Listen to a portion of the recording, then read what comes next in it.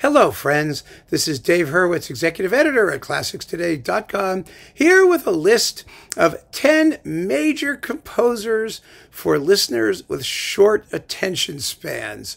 Now, I know that's going to sound terrible, doesn't it, to say that you have a short attention span? It's like, especially in the world of classical music, it's like saying you have a congenital disease or some sort of special needs handicap or something like that. But no, that's not true. I don't mean it in a disrespectful or insulting way at all. Some people have short attention spans, or they just don't have time, or they just, to sit down and listen to something that lasts an hour or more in one continuous sort of, episode, that's hard for some people. It's not natural. It's not the normal way that we consume entertainment today. Now, some of you would complain that, well, that's terrible. We should consume entertainment in larger chunks, especially if it's great music. And I find that sort of hard to disagree with as an aesthetic proposition. But the reality is that most of what we do is pretty short term. I mean, most people encounter music in the form of songs, little bits that are 3 or 5 minutes long. And there's nothing wrong with that. And it's satisfying, and they can listen to as many as they want and stop wherever they want. I mean, that's great.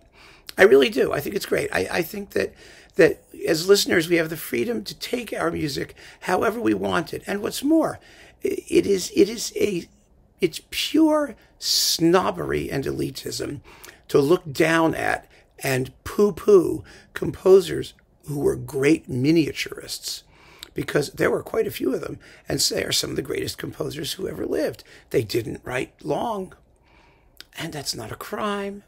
What matters, what matters is how good the music is, how good the result is. They don't write short pieces that wish they were long pieces, or long pieces that wish they were short pieces, or they don't have control over their proportions, in other words. And, I have no patience with that, frankly.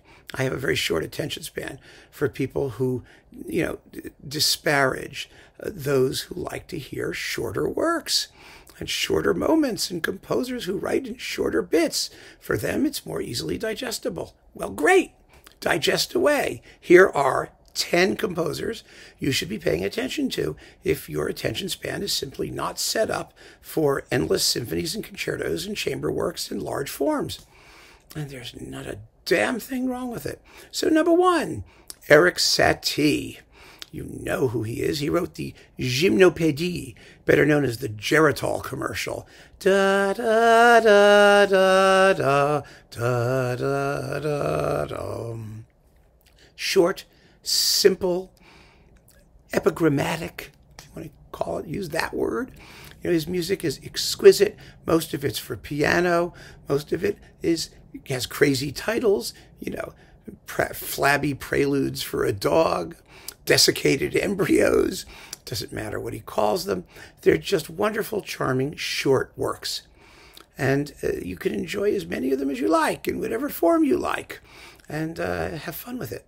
That's that. Satie.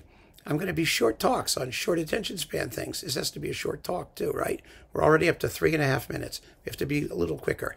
Anton Webern, the great atonal guy. Now, Webern is not easy to listen to. Not at all. But he's brief. He's incredibly brief. A piece of his could last less than a minute. It could just go, eek, oop, ack, that's it. See?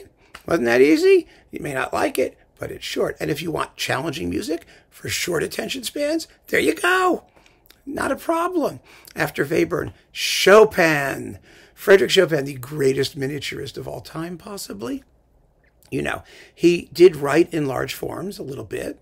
He wrote a couple concertos, he wrote a couple sonatas, but most of his music is little sets of small things.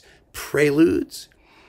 You can tell he's a miniaturist when he writes a set of 24 preludes that aren't preludial to anything. It's just a prelude. It's not a prelude and the thing that it's a prelude to. No, he just goes with the prelude. Now that's a miniaturist who knew what he was doing. And he writes little dances, he writes mazurkas, he writes waltzes.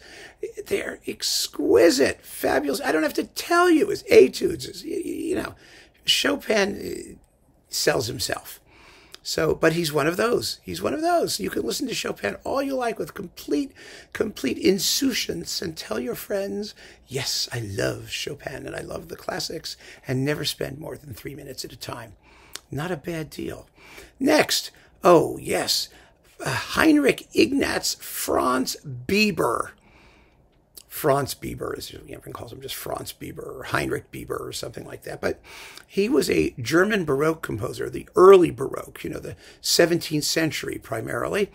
And his music is just wonderful. He was one of the first great violin virtuosi, and most of it consists of works for solo violin or tiny ensembles, pre-orchestra practically, of strings and a couple other goodies. And in his day, instrumental music was not lengthy. It just wasn't. I mean, the technique and the forms didn't exist. They were very, very brief bits, little suites of dances, short, succulent little sonatas that had 7 or 8 little movements or bits in them. It's wonderful music, though. It's colorful, it's virtuosic, it's tuneful, it's brilliant. His most famous work is the Rosary Sonatas, a series of violin sonatas that are based on the mystery of the Rosary for violin and continuo. It's the harpsichord accompaniment or organ accompaniment in most cases, and they are just beautiful, beautiful works. And easy to take, not long. They don't stress you out attention-wise. So after Biber, Leroy Anderson. What could be more appropriate to combine with Biber than Leroy Anderson? The great miniaturist light music composer. Light music, gets the same sort of poo-pooing that miniaturists get, because it's light. It's not heavy. It's not profound. Oh, the heck with that. It's fabulous. The craftsmanship is amazing, and the music is amazingly expressive as well, and sensitive, and gorgeous, and fabulously orchestrated, and all the tunes. The syncopated clock, the bugler's holiday. You recognize half of them. The Christmas one. Oh my God, the sleigh ride. It's wonderful, wonderful music. Great, great tunes, and they're short and punchy and absolutely delightful. So after Anderson, we're halfway through. 1, 2, 3. Yes, here we go. Ready? Leoš Jánaček. Jánaček is phenomenal. Jánaček is just one of those composers who was a fast composer. And because he was a fast composer, he tended to write things that don't take that much time. Even his operas, if they last an hour and a half or more than that, you're lucky. They're really, really quick. Everything goes really quickly.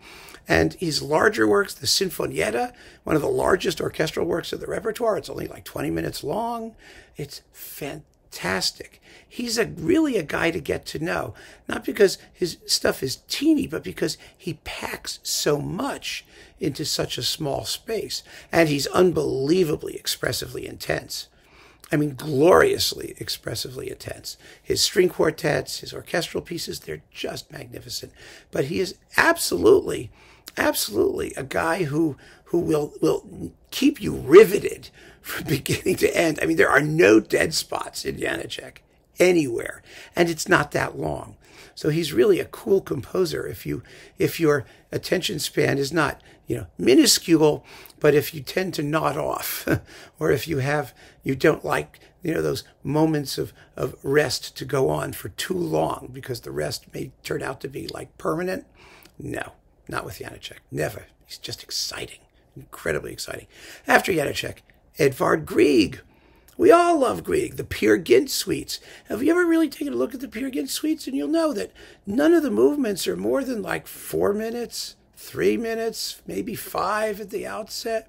His suites are short and pithy and beautiful, and he wrote a scad of gorgeous piano music, principally based on Norwegian folk tunes, or the lyric suite, or the lyric pieces. The suite was an orchestral bit taken from some of the lyric pieces for piano, and there are dozens of them, and they are so lovely.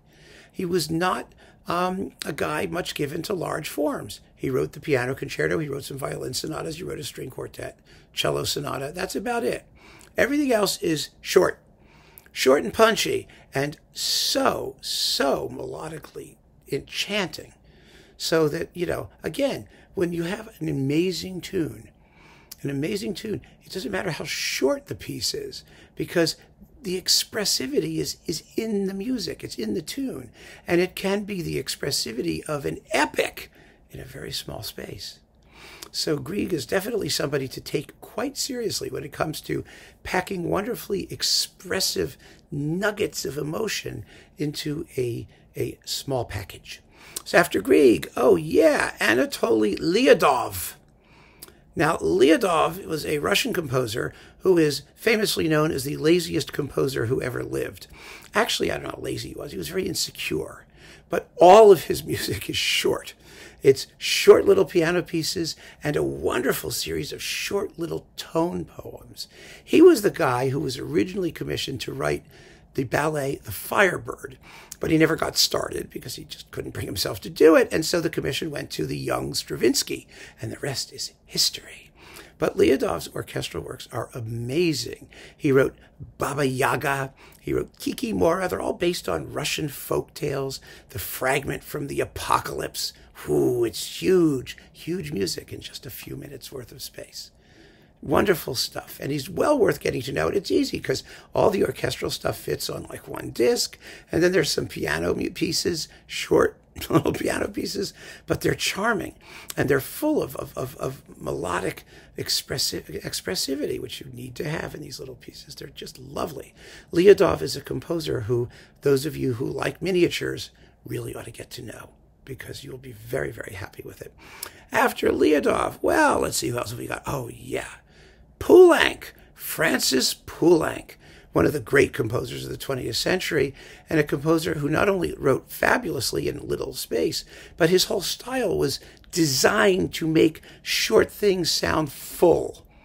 How did he do it? He does it because he tends to phrase in short bits, in 2-bar fragments, and those 2-bar fragments can be in anything from fake Mozart to salon music, to popular music at the Folies Bergère, to very modern dissonant music. He changes his style within a couple of bars, but it all flows, it all makes sense, it's all coherent. It's a real gift. It's really a gift. If you listen to his piano music, for example, his improvisations, or his nocturnes, they're very, very short, but they're just full of deep feeling. And once they're over, you can hear a work. He wrote a little waltz for orchestra. It's like a minute and a half long or 2 minutes long, and it just has so much in it. When it's over, if you feel like you've listened to 10 minutes of music, it gives you more bang for your buck, let's put it that way, than almost anybody out there. It's amazing. However, my last composer, for those of you with short attention spans, I'm going to get this done in 15 minutes or less. I promised myself, which for one of these talks is very short, as you know. C.P.E. Bach, one of my very favorites, the son of Johann Sebastian. One of you just pointed out today, he doesn't have that refulgent counterpoint and marvelous, endless continuity of his father. No, he doesn't. And thank God he doesn't, because it's fabulous. What he did was just amazing. He switches moods on the turn of a dime. He wrote tons and tons of keyboard pieces, sonatas, almost all of them in 3 separate movements. Though some of them could be quite long. Some of them could be up to 15 minutes or so. Most of them are much shorter, between 7 and 10 minutes in 3 full movements. But those movements are so packed with incident. And it's marvelous to just listen to the emotions flash by. It's sad, then it's happy, then it's angry, then it's serene, then they're incredible pieces. They're just full of that kind of fast-turning emotional adjustment, and they're perfect for people with short attention spans, because you'll get the full emotional package And that's what's so wonderful about it. And you don't have to spend that much time at it. So C.P.E. Bach is somebody you really, really ought to get to know. And that's the list. That's the list. So don't worry. Don't be ashamed. Don't be embarrassed. Your attention span is what it is. Just listen to the music. Keep on listening and have a great time. Take care.